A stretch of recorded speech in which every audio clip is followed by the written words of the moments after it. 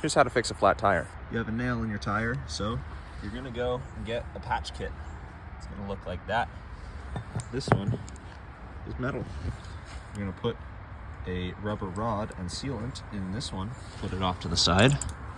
Take your pliers to the side, and following the press in with your repair kit.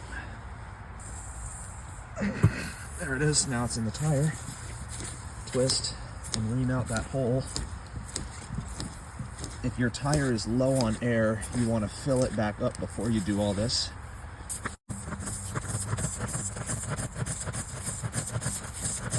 Once the hole is reamed out, add your rubber plug. You don't have to use the sealant, but I will.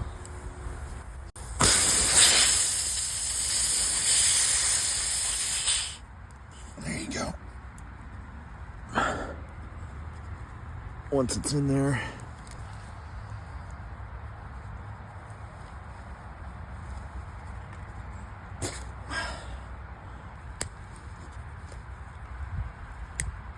you can use this to get you to a shop or wherever else you need to go to get this properly fixed.